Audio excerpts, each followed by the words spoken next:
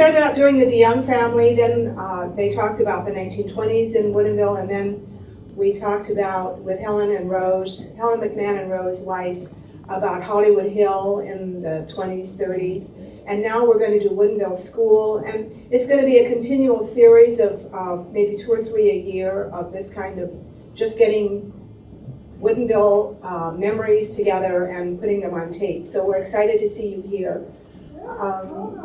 We are, I believe, ready to start, and Lucy will be the moderator, and I'll have her introduce those on the stage. Thanks for coming. Our distinguished group may be older genetically, but they're all young at heart. And they all have a better memory than I do, so this should be a great time. We're going to start with Ted Johns, who graduated first from the Woodinville School. And Ted's going to tell us a little bit about his first memory of the old school and when his family came to Woodinville and some things about his family. So Ted, I need you to take the... Is this on? Yeah, it's on. Already on? Yeah.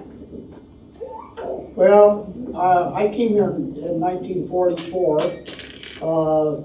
started school, I missed the first 4 days because my folks bought a house here and we couldn't move in until the weekend after Labor Day. So I missed the first 4 days of school, started the second week. People often ask me, have you lived here all your life? I always say not yet. But that's not quite true because I was started the 8th grade year. My 8th grade was the first year that I ever went to one school all year. My dad followed construction, and for the first 7 grades, I attended a little one-room school in Claysville. Every year, I attended part of the year at that school, but I attended part of it at another school, and sometimes in Indiana, Texas, wherever construction took us. Went to the Brickyard Road. This house was on the left. And the house that my dad built for my aunt and uncle is still there. There's apartments on this property now. But the house that my dad built for my aunt and uncle, he sold them the property and built the house there. It was across the road from Jacobella's, if you know where that was. And the window on the top up there, that was my bedroom up there. And that room was probably 18 by 24. It was a big room. Yeah, because there was the living room was below it, so that was all one room up there. And so that's it. It's been a lot of happy times there.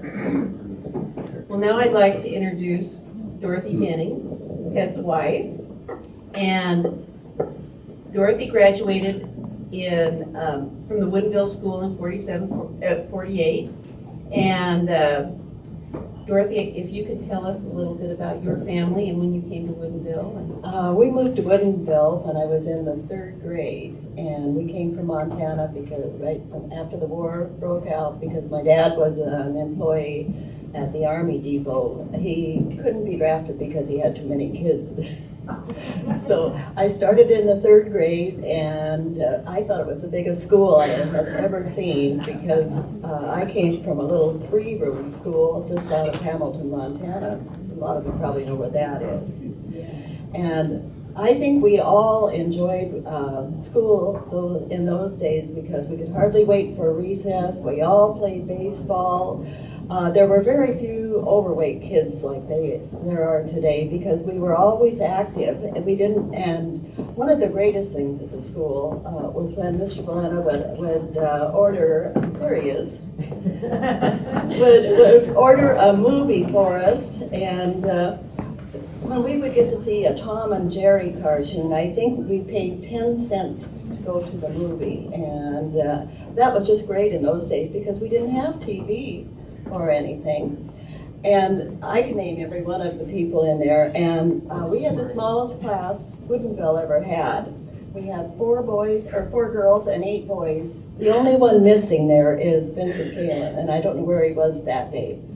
But Vincent only was able to go through the 8th grade, and then his dad kept him home to work. But he has been very successful, and I see him frequently. In fact, his sister and Ralph Lane, who is on the far right, his sister, and let's see, then Bud Board, who is next to the left, his wife is here speaking today, but the 4 of us girls and Dixie Lee Lane, who is Ralph's brother or sister, Rosalie Escarino, she's here today. She was in the grade behind us. Bertha Kalin, who is Vincent's sister, and Betty Rogers, who's here. She was asked to speak, but she wouldn't do it. And Joanne Haggard on the right in front married Ted's cousin, and they were married for 43 years until he passed away. And Donna Bennett just came in, and sitting right here. The 4 of us, and there's 10 of us. We have a semi-annual luncheon. We have one coming up next week, plus a bunch of our Bothell friends. So it's nice that the 4 of us girls can still get together, plus the other girls.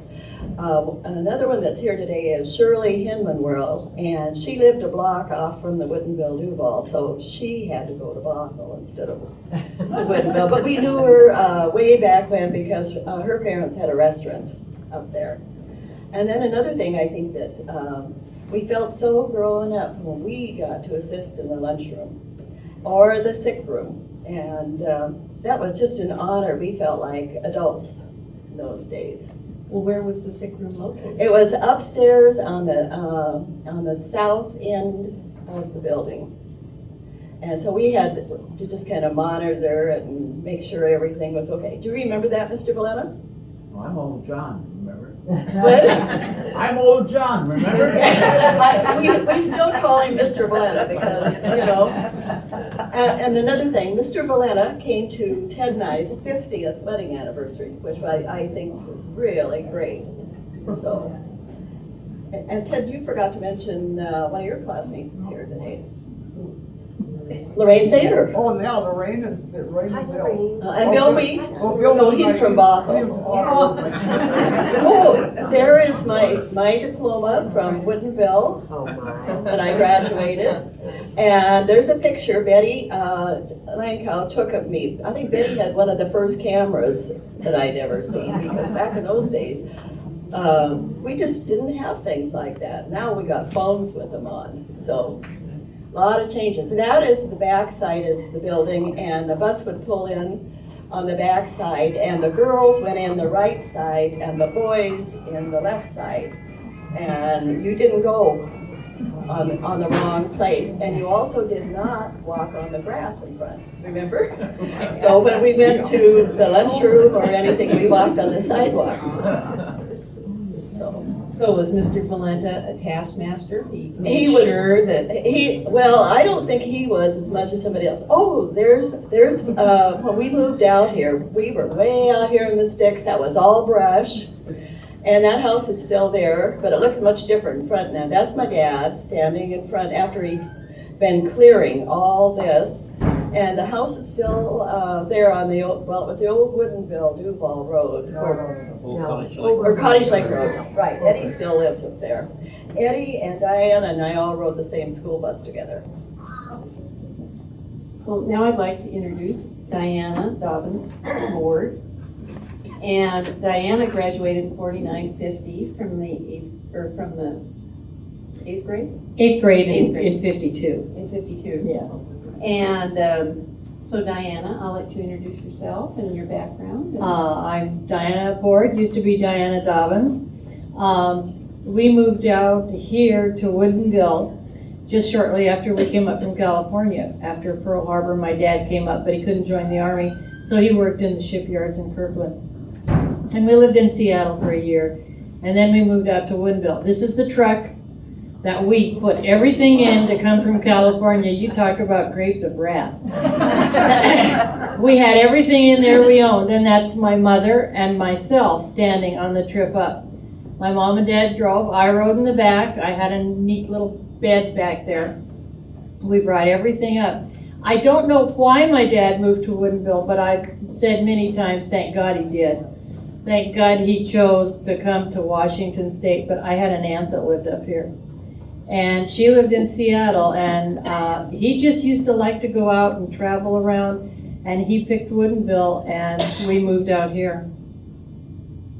That is 8th grade graduation dress. So we're standing in front of my house. That's also my pin that we got when we graduated from the 8th grade, WGS 52. And we had to wear piqué, pastel cotton dresses for graduation. That was about the only rule, but it had to be a pastel color cotton dress. Of course, we never wore pants, like Dorothy said. You could wear jeans at home maybe, but even when you went to Bothell to shop on Saturday, you had to wear a dress.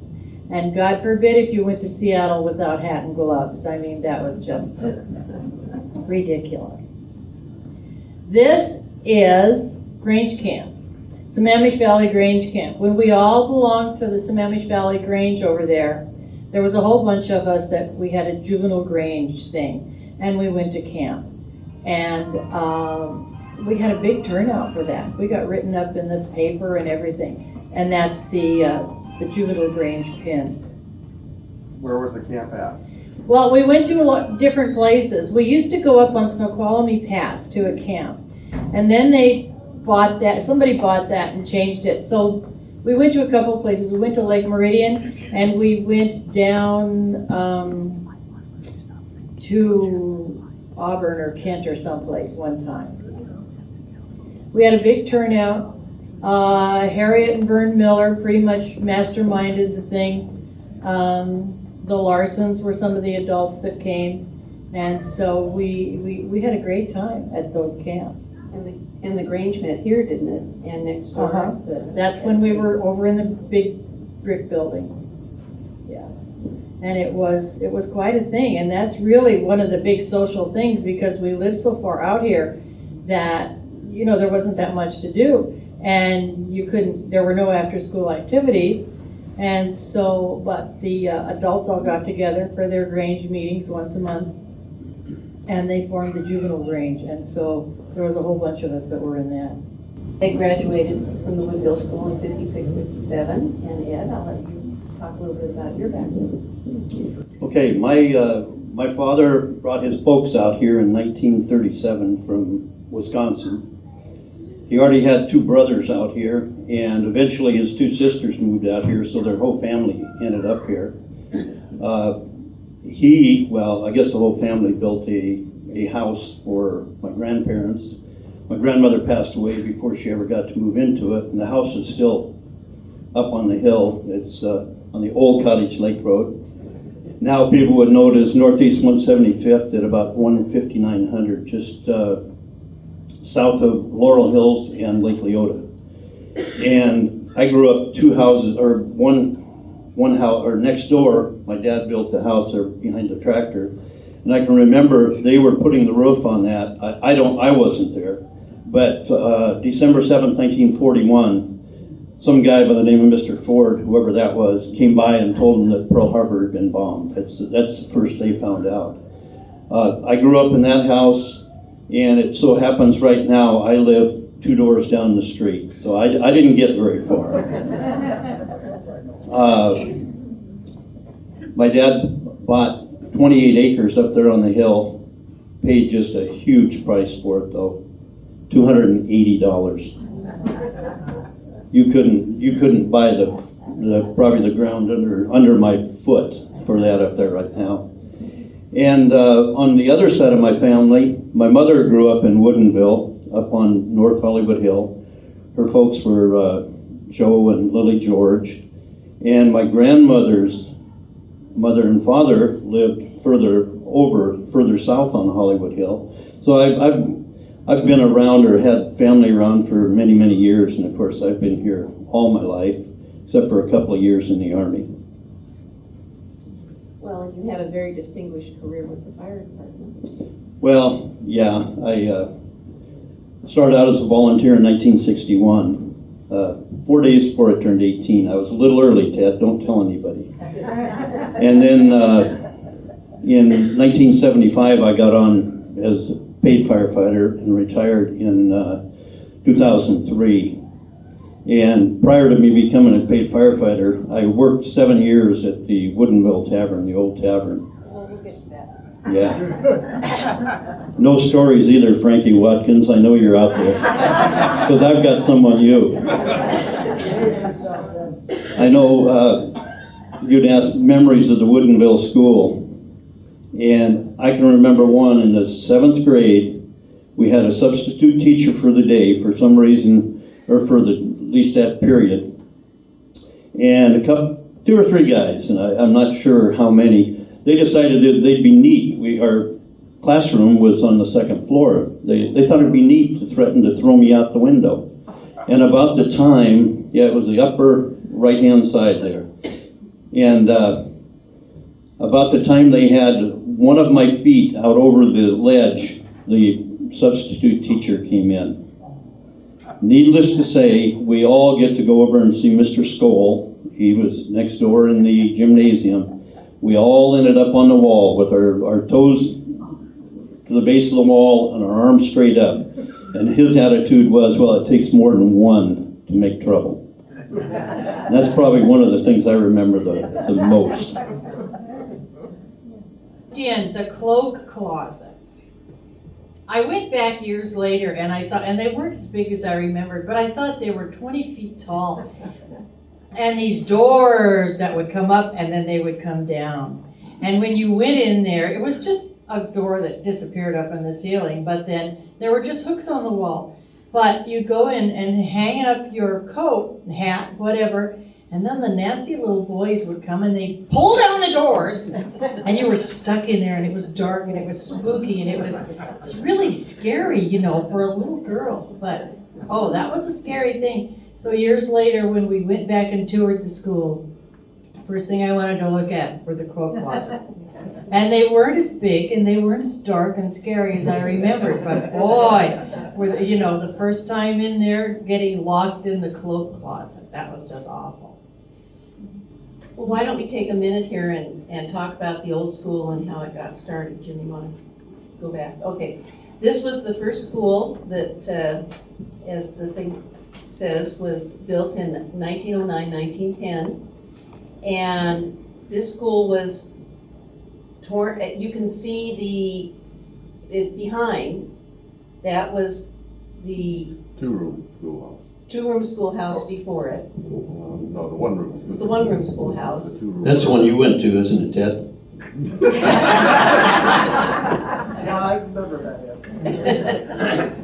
And then that was the schoolhouse, and then that was taken down in the 40s in 36. 1936.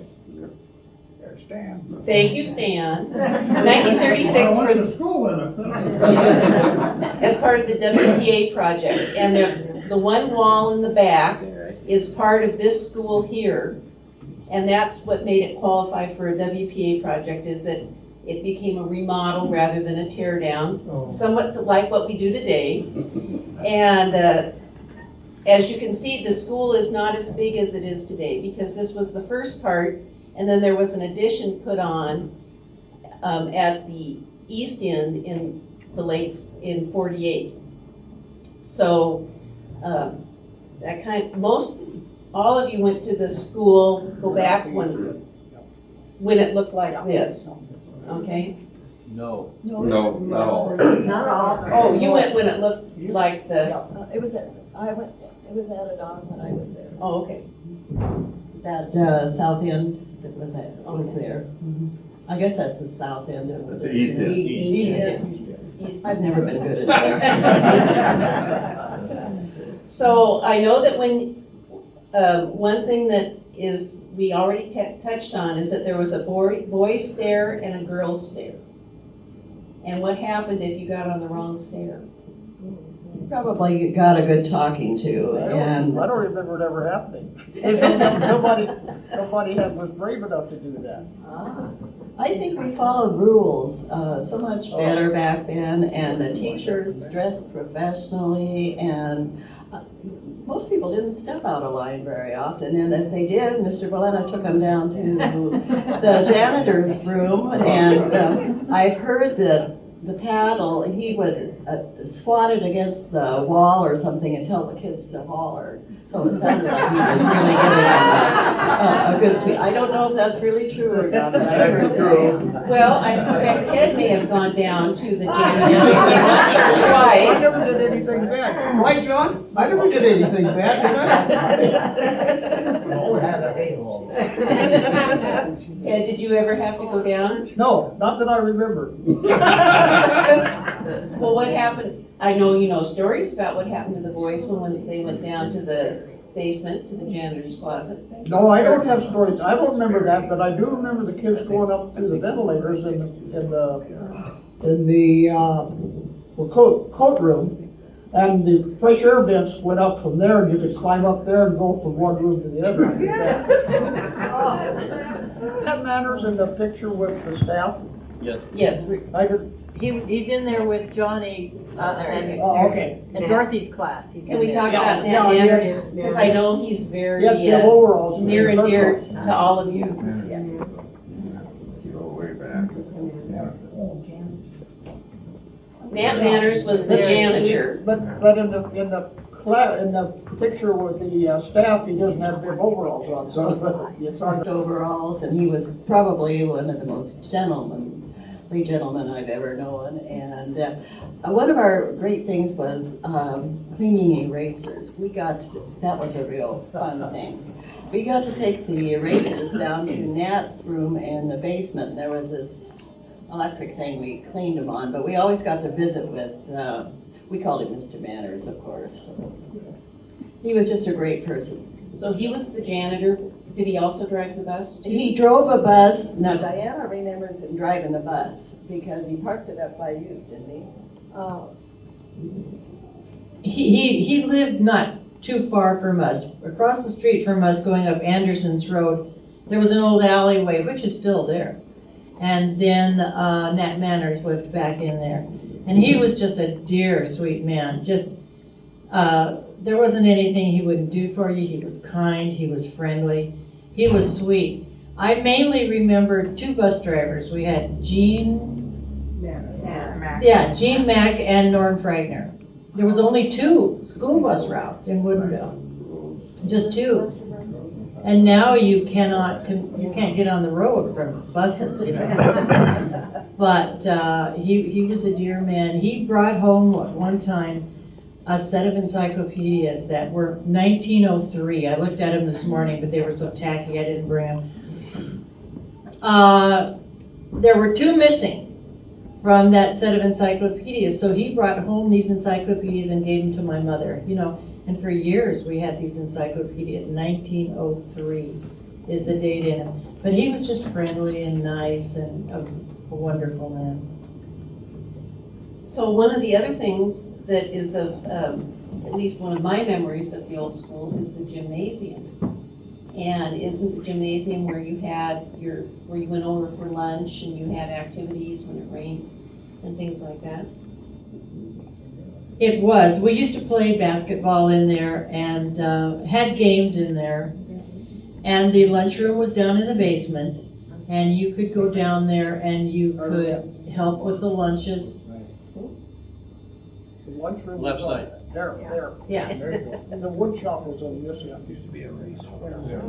And the lunches, I just an awful lot of hamburger gravy on mashed potatoes. And an awful lot of mixed up honey and, Spanish rice, yes. Honey and peanut butter sandwiches on white bread. And milk was probably 2 cents. And you could take your lunch. And like Dorothy said, you could help in the lunchroom when you got to be older. And it didn't take us long to find out where the sliced cheese was. It was back in the cooler and it wasn't locked. There is the gym behind these kids here. This was taken on the far side of the school. Yeah. Actually, My sister-in-law lived on that property for a while, didn't you, Bev? Scrawny. Yeah. The And library. then I live right next door. Now, this picture's taken from where City Hall is today. It's a road there now. City Hall was my neighbor's property to the south. Right, but I mean, that's, for people that don't know, that's the area where we're looking at the old school from, and the gymnasium. Yeah. So, in this picture, wasn't playing, oh, Ed, did you want to say something? I was just gonna say, I was at a disadvantage in the lunchroom.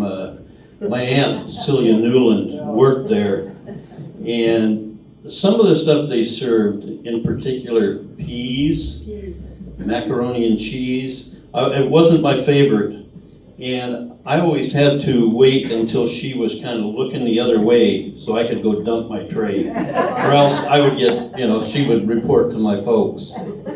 I had a question for John. I heard rumor, and if a teacher would have smoked back in those days, would they have smoked down in the boiler room? Well, if they had, yes. If they had. Yeah, that's what I heard. Also, just right outside the boiler room was a basement, and that's where we got to play when it was inclement weather out, and you get to play down in the basement. Now, this baseball field was important because this is where you spend a lot of your activity time or at lunchtime or things like that, playing baseball. I take it there wasn't t-ball after school or all the activities kids have today? Well, when we went out to playground, like, I was not a football player, but I played football because that's what you did. Every kid played at a game. You played baseball. I'm not an athlete at all, but I still played baseball just because everybody else did. And there was none of this all by yourself. I shouldn't say there were some marble shooters, that go off by themselves, but basically everybody did things together. But I was going to mention the smoking thing. I understand there was a couple of students who maybe went down in that manager's room. And did you know anything about that, John? Well, once in a while, there might be Oh, okay. down. I remember a girl that was in my class that used to go down there quite often. Yeah. Next to the gymnasium, and it's on the corner where the law firm is today. And does anyone know? Uh-oh. Further south. Further south. About where that big new building is. Oh, where the new built? building is, excuse The me. parsonage was on the Oh, corner. that's right, the parsonage was on the corner. That's the gym behind. And the teacherage was located,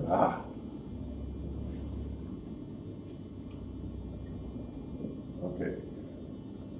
Blow it up a little bit. So what we've been showing and talking about, this is the school. This is 175th Street here. And you see the little cars, there was a few. This is 1941, I think, aerial view. There's the brick school, there's the gym, there's the backstop for the play field. That was John Cook's house here and his orchard. What was the little building here? Was that a maintenance yard? Bus barn. Bus barn. Okay. And that was Burl Johnson's, I believe, right there, and the lockers. There's the church right across the street, that's his church. And I don't know what this was. Those were houses, I believe. Just My houses? grandma lived in the house just to the left there, right by the Right in, church, by the church? right in there. Okay, there was a And there house. was King County Road District barn there too, Okay, at make it. one time. Okay. I noticed this turnaround. I thought that was a turnaround for the school, but it turns out I guess that's where you went in for parking for the church. So the parsonage is here, and I believe the teacherage is right back in here. Correct. And as we go up the street, I know that this is Peterson's, we'll show a picture of it, feed store. Somebody told me there was a lumber yard here someplace. About the same place. Right in here? Yeah, there. Out there, okay. Then we have the Young's house. And we'll just move on up here a little bit, get everybody oriented and remember this. So we ended up with Peterson store, the Young's, Nichols nursery, and greenhouses. So these are just homes? Yeah. And the same here. You notice a lot of them look like down, John Cook's, you had your own orchard and probably a little garden on each one of them. I don't know what this was. We're doing research on these. So if you know what it was, we'll take notes. What year was this? Is that In maybe 41. Is that maybe the lumber yard? Everybody tells me the lumber yard was further down here. Baseford had the lumber yard, and rumor has it that Lou Pino and Val probably had a drink or two together. Probably. Wasn't their wives related, or Video's wife was a sister to Val, or? I don't know. I always interpreted they were related some way. I don't know. Now, you called her Lillian Pino? I always knew her as Frankie. Lou and Frankie. And it was a Flying A gas station when I could remember. Went there a time or two with my dad. He always charged his gas there, and payday he would pay the bill. And I can remember going in there, and he would play against either Frankie or Lou. Ship Captain and Crew for what was it? Almond Joy, Candy Bar, Double or Nothing. Ship Captain and Crew. Well, did they also help you out when you were working and you were in need of gasoline to get to work? No, that was another community guy, Gene Mack. I mentioned at his memorial service, he probably saved my job more than once. Get to be Thursday night and Friday was payday and no gas in the car. So go down and talk to Gene, and you get 5 gallons worth, or it's probably 5 gallons because $5 would probably put it over the top. And then be there first thing Friday after work and pay him off. The expression pumping gas, I can remember at Gibbs gas station. I can remember pumping gas with a handle that rocked back and forth. You pump the gas up into the reservoir and then drained it into your car tank. I think Gene Mack had one of those until he closed the store. When the power was out, you could go to Gene's, and like you say, you pump it up in there and then flow into your car. The exciting thing about that is the Heritage Society has that pump. Now, there's a lot of talk about the rodeo grounds, but you notice in 41 it was not here at that time yet. But I believe that's where the rodeo ground was. The original rodeo grounds was down right in there. Right in here? Yeah, right there. It moved up there. Oh, it moved up here. Originally it was Down there where the church is. Oh, down there. Wait, that's where the church is down here now. Yeah, where's the road that goes? Okay, we'll move down here. There's There's the road that goes up the hill, so it's up there. Yeah. About where the church is. Yeah, so that was the original rodeo grounds, and then it moved up there. Thank you. After that. We'll use that. Because I think Ed and I both had watered the grounds down in the old rodeo grounds where the church was. No, I got in free because the fire department was watering the ground. Yeah. I was just a young kid. Yeah, I know you were, yeah. But you notice it's really interesting to see that there really wasn't a lot to downtown Woodinville in the quick moment then we'll go through some photos. Well, before we do that, can I ask a question? I noticed that there was an orchard by the school right there. Did anyone go over there and pick apples or do it, anything like that? No, he mentioned the freezer plant? Yeah, right there. When I came here in 44, that had burned down. Yep. I was gone then. Yes, there was rubble there, but the freezer plant was gone. Yeah, John Cook developed this, and then in Burl Johnson, and he had it one time, I think it was the Knights freezers, or was it Knight or Knight? Knights. And then they moved north, I believe, after the fire. Oh, Knights Packing Company? Yeah. The Knights building is still out there. Yeah. But he originally started here in Burl Johnson. And that property west of the school, which shows there just the school, everything west, which now is where they've got the soccer fields and whatnot. I don't remember when I started school if they owned it or if they bought it during the time that I was going to school there. So that expanded our play field quite a ways west. Yeah, because the south road now, bypass goes Yeah. down like that. And now I'll go to the next one. We'll, just for orientation for people as we look through some of the photos of Woodinville. Here's the school again, and John Cook's, and they go across the river, the slough. And this is the original business district. The railroad depot was located here. I believe a few of you will talk about that in a minute. We had the packing shed here. Rongby's was there, Woodinville Tavern, Boyd's Place, and the hotel. Board's house was there, and it got moved later.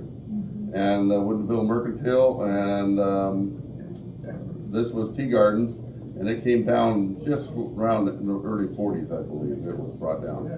Tea Gardens? Yes. Tea Gardens was built when I was in high school in the late, after 25.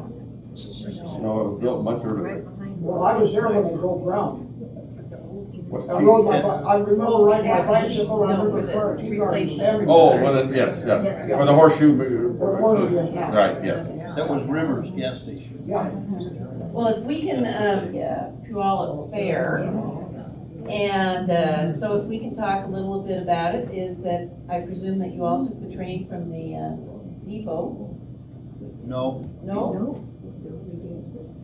You mentioned what the depot was, I remember the depot was in the Y. It was the only place I remember a depot. Okay. There, This isn't the one. Oh, that is? Yeah. well, there, okay, I gotta back up the aerial and explain, oops, it's the wrong way. We're getting confused is the last depot in town was located, here's the Y. The original depot is over here. That later was replaced with a depot here with a box car, or not, one of the cars, the railroad cars that they made into the depot. Other side of Other the side. road. Oh, yeah, right down there. Thank you. Right where McCory's on the slough is. That's it. That's, you're right. right behind it, Yeah, right behind it. south. Were you referring to the original depot? Was- Is that the building where Lowell used to store hay? No, That's well, the same building. Well, no, it was No. one next to it. yeah, it was down. Yeah. Beyond that, that's where the depot was. The Lowell and the hay and all that was located in between the two sets of tracks here. No, No, he no, stored no, hay no, in another no. building. Oh, he did down here? Yeah. Well, there was a building, There was a Right smaller across building. from where the horseshoe is now. yes, there was another building right in That there. was Yep. No. It was another building that was there. Okay, so we go back to the, Well, let's talk about the train trip to the Puyallup Fair, if we can do that. That must have been quite a treat. It was, and you had to be a certain age before you could go, not just little kids could go. So do you remember when we took my brothers and got on the train? Yeah, that's what I was just gonna say, that how old did you have to be? Because they had to have chaperones or something, and so we had to take them. Yes. Yeah. One brother was 4 years younger and one's 6 years younger, so we took them to the fair on the train.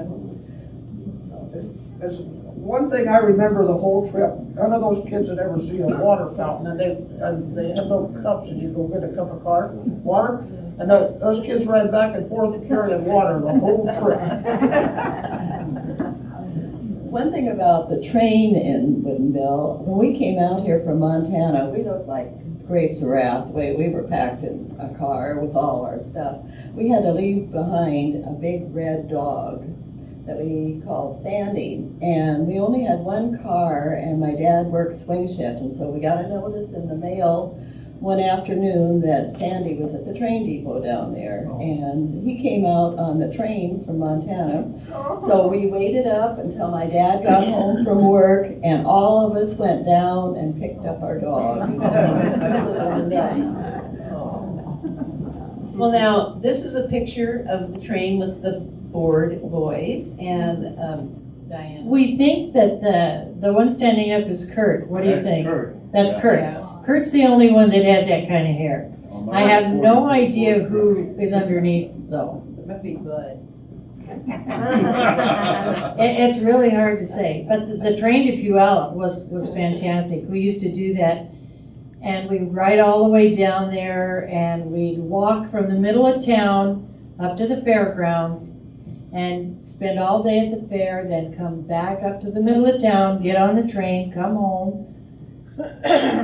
One time, I took my sister Linda with me, and she was younger, and she kept doing the duck pond thing, and back then, if you got a certain number, you got a live duck. So we had this live little yellow duck, and it was in the pocket of my, what we used to call a jack shirt. It was a mid-sleeve zipper and everything. And of course, halfway home on the train, the duck decided to relieve himself in the pocket of my shirt. But we brought that live duck all the way home that she had won. But that was nice. And now, as my girls got into 4-H and started showing cows at the fair, and now my grandchildren, I would always tell them, well, now, we used to take the train from Woodinville down here and walk all this direction, come in the front gates, and all you'd smell was fried onions. That was the first thing you got when you went to the Puyallup Fair. Well, before you give up the microphone, let's talk about how you became a board and how you met Bud. And I hear the board boys were quite notorious. They were terribly notorious. Thanks a lot. Yeah. Well, yeah.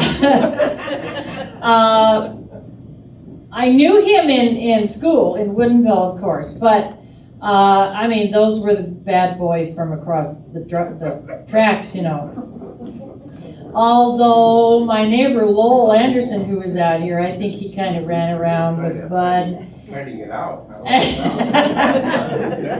And Grant Harris and Bernie Tipton, right? That was the quartet. But after we left Hollywood Hill, we moved down to the Hollywood Greenhouse area and the Hollywood Farms, and we lived in an apartment down there, just down the driveway from Mabel's Tavern. And Uncle Ray Board, was my dad's best friend. And so Uncle Ray would come around. I mean, I would wake up on the weekend and there'd be Uncle Ray and my dad. They'd be sitting there reading the paper. And then Bud started coming around with Uncle Ray, and my sister Linda said, we always thought he was coming to see Dad. Then we found out he was coming to see Di. So first thing you know, then I became a board legally, and Uncle Ray was then my legal Uncle Ray. But I understand you didn't know Bud's first name for a long No, time. it was a long time. I mean, he was Bud. It wasn't until I looked at an old annual and found out he was George. And then, everybody down here calls him Bud. When we get up to Duval and Carnation, they all call him George. So when I'm talking, I have to stop and think, where am I and what name do I call him by, So out there, he's George. Well, Mr. Valenta, do you have any board boys stories to tell? I decided to put a chair on the stage if you'd like to come up there with them. Yeah. God, I hardly know those kids. Don't get upstairs. Go up there and take over, and when you get started, you just don't know where to That's why I came in late. And I was going to sit out there in the dark, hide. But I really enjoyed this. But I can't recognize the faces as well as I used to. And I look around at these kids, and my God, some of them have changed. Just a little bit. But I have some wonderful memories of the years that I spent here in Woodinville. In fact, we moved away for 10 years and lived in Kirkland. But every night, here we were back in Woodinville, visiting the Browns usually, us and Ida Mae, and this has been home. So we ended up with 20 acres up on a hill, and we enjoyed that. I retired in a nice year, 1970. And I have been retired longer than I ever was employed. and I think I can tell you. Well, you were telling us about the board boys, how, Oh, they were- how honest they were with, They were a nice bunch of kids, and when I would visit with them and see them, and they were polite to adults, and I don't think that anyone could have complained about those kids because they worked hard, and in those days, life was not very easy, but those kids were number one on my list. They were great. How many of them are here? There's an arm. No, my experience in Woodinville has been so good. It's got a great life that I had, being here. And after living 10 years in Kirkland, where did we go? Back to Woodinville, up on the hill. And I worked my buns off playing farmer. What year did you come to Woodinville School? 1943. Oh, what? 1943, and I came to Woodinville, and it was a kind of tough life, but the salary was good. We got $3,000 a year. Wow. Teacher salary, and played principal at the same time. So we have good memories and met an awful lot of great people, and the results of those great people, I think, are probably here. All these kids. I think that's great. Last night we had company at our house, and they were kids too, because when I left Woodinville in 1950, we went to Mercer Island, or I went to Mercer Island, and yesterday, 3 of my little kids, the young teachers, and their husbands came to our house. And, they're a lot older now. But the fact that I can remember a lot of the names, I think I'm real pleased with that. And our life here in Woodinville has been number one. We've had a great time.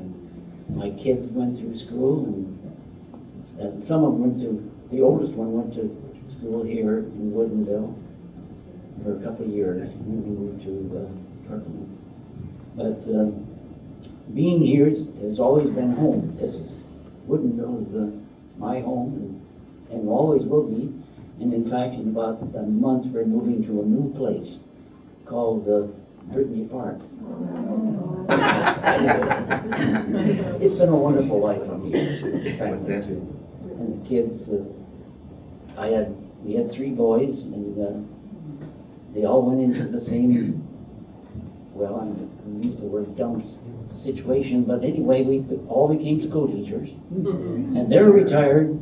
We lost our oldest son. Maybe some of you might remember Chuck, our oldest boy, but the twins, and they're only 60 years old now, and when I see them, I still don't know one from the other.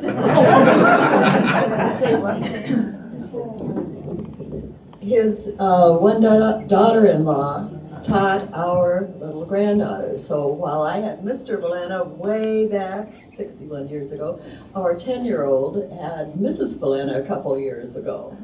So we thought that was kind of neat. Can I say something about Philip? And then one of the twins moved out to Carnation. And so as I was working at the school, and here comes all these Valentas through the school system, and I would say, do you know that your grandfather was my principal? And they'd look at me, you go home and ask. Yes. So now I've seen a lot of the Valentas come through. In fact, I just heard that one granddaughter just got married. Marilee got married. I talked to her the other day. And another one is getting married. I think one of them is getting married. I think it's a week from Friday or whatever. All right. But there's going to be another marriage, and that's about time. My God, they're dying off, and the other ones, the old ones, are losing their memory, never their ability to keep rattling on. But anyway, it's been a good life. Well, Family been speaking happy. of marriage, I wanted to ask how, Dorothy, how you and Ted met, and a little bit about your marriage. He came to Woodinville when I was in the 5th grade, and he was in the 8th grade, one of the big kids. And there was that little parsonage, or the little church that was across from the school. And that's where he attended and I attended, and his mother was my Sunday school teacher. And as soon as I got 13, I was able to join the youth fellowship. And the big thing at that time was skating. Roller skating at Silver Lake, and so that's where we started out, way back when I was 13 and he was 16. And we have our 56th anniversary coming up this summer. And you got married at the church. Yes, and Lorraine did too, that I know of, Lorraine Thayer here, got married at the same church. And at your 50th wedding anniversary, Mr. Blenna was there. But didn't the minister, No, we went to, we stopped in, we found out where he was, and we stopped in California and visited with he and his wife, the minister that married us. And he just passed away, what? last year, No, it's within the last 3 or 4 months. November, I guess it was. Yeah. And, so, yeah, and it was really, we stopped to see, what, 2 years ago? No, before our 50th, 6 years ago. 6 years ago. Anyway, but, and he and I emailed back and forth for several years after that. And I didn't know he had passed away, but all of a sudden I wasn't receiving any emails, and so I got worried about it. We found out he did. I want to say something about the little church over there. Her grandmother cleaned the church the day we got married. She had wonderful grandparents, and so Mrs. DeYoung always kept that church in order, and we got married on a Friday night, and she thoroughly cleaned it on Friday. We always loved them. yeah, she was very wonderful. Talking about more nefarious activities in town, there was the tavern where Ed worked for a while. We'll go from the church to the tavern. I think John was talking, maybe he has forgotten a little bit that those weren't quite the bored boys that I knew. And I went to school with some of them. Sorry to jump around on you here, Jim. And Okay. of course, that was years and years before I was ever there. But yeah, I had a good time, met a lot of good people. You know, it's like I've always said, it's not like some of the people that are home Saturday night and they're having a few beers and beating the crap out of their wives. The people that came there, you knew what you were getting. They were there, they were honest. I met a lot of good people. And I guess I was very discouraged day of the All Fools Day parade. Living here all my life, I started out by Las Margaritas, or where the Woodgate was. Walked up the street starting about 10 o'clock up to 140th, across the street, back down to the cemetery and back up. And living here all my life, spending almost 42 years in the fire department here, 7 years at the tavern. And I saw exactly 2 people that I knew prior to the parade. And one of those people, of course, she went to Woodinville Elementary, and her husband I met in about 1964. But Tyler and Sharon Gottschalk. And that's pretty discouraging. You kind of wonder, where did all the old people go? Or the people that lived here years ago? I don't know. Isn't that the hotel? Yeah, that's the hotel there on the left. The same thing you're talking about 5, 6, 7 years ago, I don't remember how long ago it was for sure, but at Woodinville night at the ball game, the baseball game. And we thought that might be kind of interesting, and so we went down to sit in this Woodinville section at the ball game. And it must have been 75 people in this one section, all from Woodinville, and no one in there that I knew. They all look young enough to be our children. Yeah. On the other hand, I think that if you look around to a lot of communities, Woodinville has so many people that have stayed in the area. I think we lose perspective because Woodinville has grown so much and there's so many new people. But I think we're also very blessed that so many people have stayed here their whole lives or come back like John did. And so it's tough to keep perspective on it in terms of how much the community has grown. But back when you were growing up, the old school was a large part of your center of activities and life. And so what did you do after school? Since you didn't have organized school activities like they do today. Ted, what'd you do after school? Well, we used to sit around and listen to the stories on the radio, and you'd glue to the radio, I can't even name this, all those serials they had, what, are 15 minutes long? Sometimes half an hour. Sometimes half an hour. And there was from like 4 till about 6, and there was Buck Rogers or whatever, and all these things, and there was a lot of that going on. It was as addictive as television. And, but you created things to do. I was a bicycle rider, and I rode all over the country. And, and there are very few kids that I remember that rode the bicycle as much as I did. But I did, I rode a bike all around. Dorothy? When we got home, we all had chores because we were self-sufficient. We had gardens, animals, chickens, everything to do. And when we got through with our chores, we had a big field. And we played baseball with all the neighbor kids. And that was mainly our activity, was playing baseball and doing chores. And you couldn't stay after school because there was no transportation home.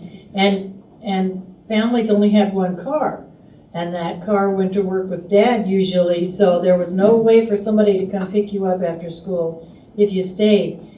And so we would do that. We would come home and we had chores to do, animals to feed, wood to haul in, and all that sort of stuff. And I think that's how we stayed out of trouble. I'll echo the chores. Till the day we moved out of the existing house, we heated with wood.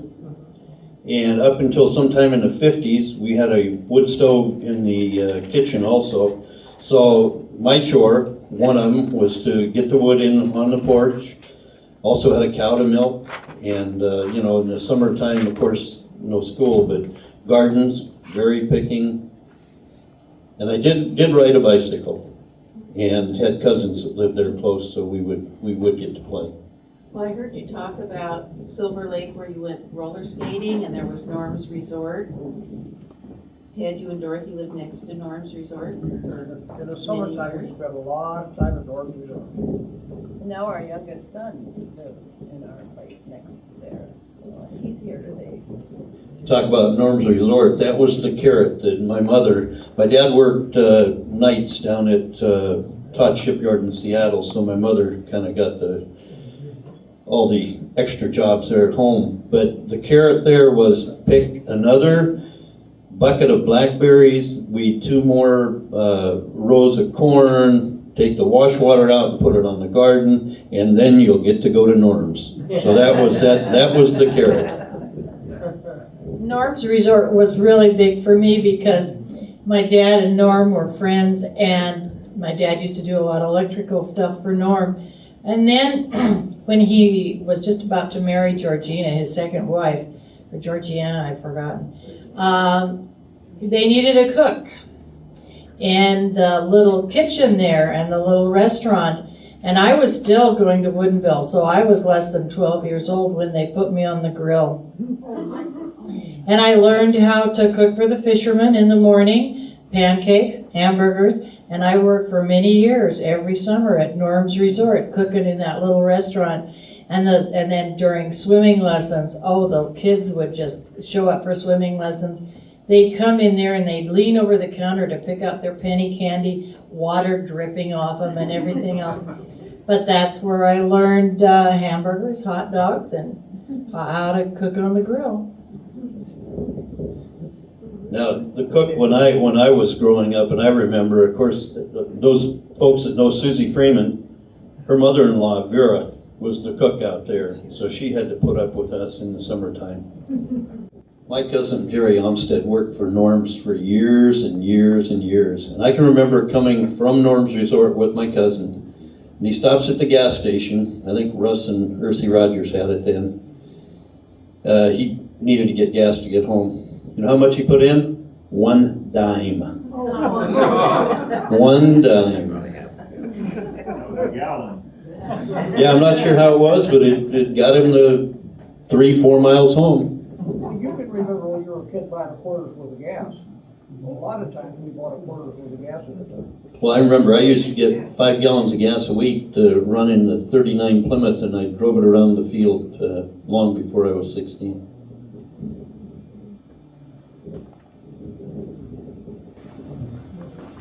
I think before we go to questions, I'd like to ask Mr. Valena, what is your, John, what is your most favorite memory of the old Woodinville School? Well, I think that there were some basic rules, I guess, when I arrived, and the kids followed the rules quite well. And I think of the first group that I had when I came to Woodinville, and one fellow that I see every year, and we are invited for dinner, Joe Pignataro. And they were nice kids, and everyone seemed to have pride in their appearance. And I never heard of, any tussles or boxing matches. Well, that I agreed upon, that was good. But anyway, being unkind to one another was not really in their book. And I look back at them and I think of, these were kind people, and kids, and grew up to be, I'm sure, the same. And families, parents, we didn't see very often except school events, some evening program, if there was one, parents would arrive, and I was always pleased that we were included as, members of the community. But I think of also the most important thing we look at when we see our kids, the teachers, the men always had a tie, a white shirt and tie, and the women were always dressed with hair done and jewelry. And look at the teachers of today. God, it's a revelation of like my kids who have been retired, like I said, several years, but they go back every week. They're back doing their teaching, doing substitute work. But my God, they go in a pair of jeans and a jacket, no tie, and not a white shirt. And I think, what kind of an example? I always thought that when a teacher stood up before a class, the kids from every corner of the room looked at a teacher from left, right, up, down, shoes, socks. And I think that we, in those olden days, were supposed to be a model for the kids. Mm-hmm. And I think that is one thing that I feel is missing is in today's schools, is the appearance of an individual who is supposedly training, showing the younger kids, the younger generation, this is what you are. You're an example for the kids. And I never went to school without a necktie and a suit, and it was just a uniform that teachers had, and everybody abided by the rules. Like, they were never written out, but this is the way we look. And I have a picture here of the faculty and the cooks lined up in front of the Woodinville School down there. Yeah, he's got it. There we go. Oh, yes. The cooks, the fellow behind me is Ed Tomko, who passed away. He was a principal up in Alaska before he came to Woodinville, and then after he left Woodinville, he went back to Alaska, and he was a principal up there in the elementary. But there are cooks in the background. Mrs. Rondo. Somebody help me. Helen Tipton Helen Tipton, yes. is on the end. That's Helen. It was a group of Mrs. people Ronda that is on the end. That's Mom. My mother in the background. we were a model. You see the ladies, look at the dress of those ladies. And Ed and I, with our white shirt and tie. What's your tie today, John? And she looked at me, she says, oh, go ahead, you look all right. You know, it always amazes me that the teachers today, you cannot command respect dressed the way they are. I agree And 100%. it really bothers me. And I don't know, I don't have any contact with, well, one daughter-in-law, but that teaches school, but she is dressed not in a pair of slacks and a floppy shirt. You know, these things don't move like that. I know. Old age. And the teacher retirement system, I think, is losing money on this old bird. Most of the people, when they retire, school, 4 or 5 years, and that's the end. And I don't know, but it's not clean living, but anyway. I'm glad to hear that.